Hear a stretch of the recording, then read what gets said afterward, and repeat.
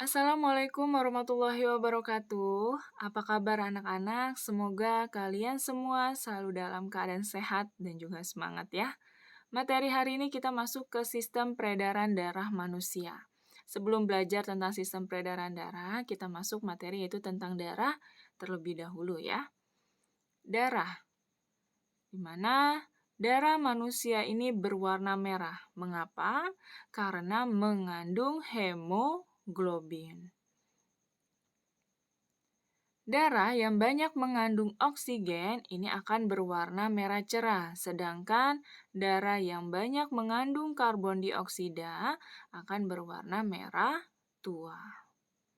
Nah, darah ini terdiri dari plasma darah dan juga sel-sel darah. Apa itu fungsi darah? Fungsi darah yang pertama yaitu mengangkut dan mengedarkan oksigen ke seluruh tubuh. Yang kedua, mengangkut dan mengedarkan sari-sari makanan ke seluruh tubuh. Ketiga, mengambil karbon dioksida dari seluruh tubuh untuk dibawa ke paru-paru. Yang keempat, mengangkut hormon. Kelima, menjaga kestabilan suhu tubuh. Yang keenam, mengangkut sistem metabolisme sel untuk dibuang melalui ginjal. Dan yang terakhir adalah membunuh kuman yang masuk ke dalam tubuh. Nah, ini adalah fungsi dari darah. Selanjutnya, kita masuk ke komponen darah ya yang terdiri dari plasma darah. Di sini di mana plasma ini merupakan cairan berwarna kuning pucat. Plasma darah menyusun 55% dari keseluruhan darah. Di dalamnya terlarut berbagai zat ya, yaitu airnya 91% dan zat terlarutnya 9%.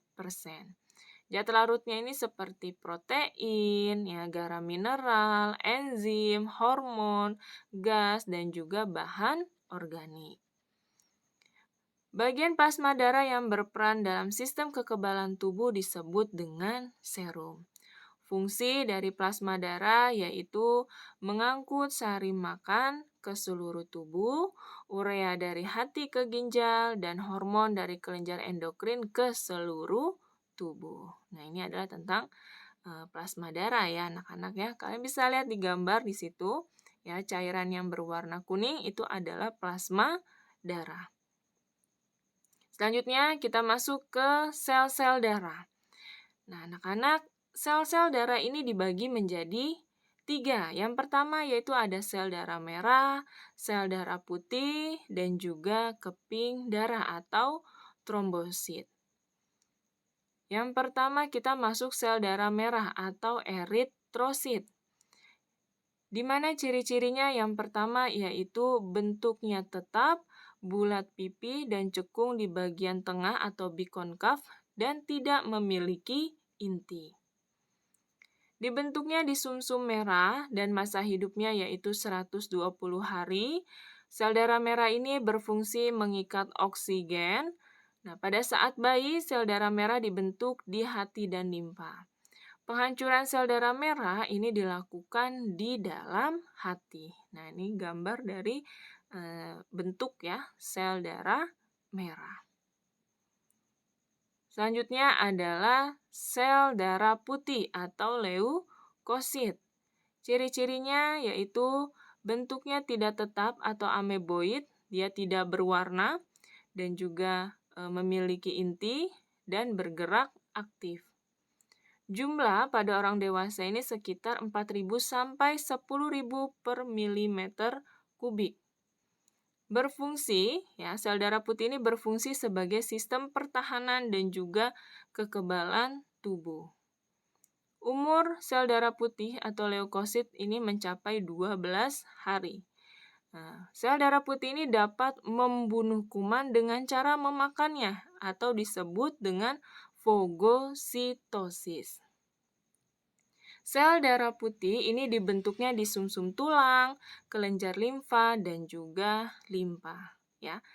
Nah, di samping itu adalah gambar dari sel darah putih. Ya. Nah, anak-anak di sini ada token agar kalian bisa masuk ke link soal. Selanjutnya yaitu yang ketiga adalah keping darah atau trombosit. Bentuknya bulat atau lonjong dan tidak memiliki inti. Jumlah pada orang dewasa ini sekitar 300.000 per milimeter kubik. Berperan dalam pembekuan darah ketika terjadi luka. Umur trombosit ini hanya 5-9 hari saja. Trombosit yang telah mati ini akan dihancurkan oleh limpa, kemudian dirombak oleh hati. Nah, ini dia ya, gambar dari keping darah. Karena keping darah ini kan berperan dalam pembekuan darah. Nah, di sini ada skema tentang pembekuan darah. Nah, ini adalah skemanya ya. Jadi misalnya kalian tangannya luka, mengeluarkan darah, di mana trombosit atau keping darah itu pecah, menghasilkan atau mengeluarkan enzim trombokinase. Bersamaan dengan ion kalsium dan vitamin K, mengubah protrombin menjadi trombin, lalu mempengaruhi fibrinogen yang membentuk benang-benang fibrin, sehingga darah menjadi membendung dan membeku, dan luka pun tertutup. Nah, itu adalah skema dari pembekuan darah ya. Dan yang terakhir di sini ada golongan darah. Landsteiner ini menggolongkan darah menjadi 4. Ya, ada golongan darah A, B, AB, dan juga O. Berdasarkan pada jenis zat yang digumpalkan atau agglutinogen dan zat yang menggumpalkan atau agglutinin. Nah, kalian bisa lihat di sini ya di tabel golongan darah A, B, AB, dan juga O pada agglutinogen dan juga agglutinin. Selanjutnya ada tabel transfusi darah.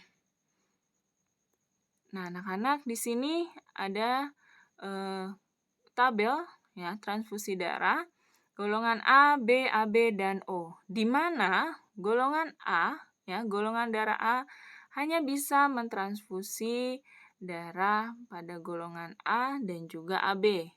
Sedangkan B dapat mendonorkan darahnya pada golongan B dan juga AB.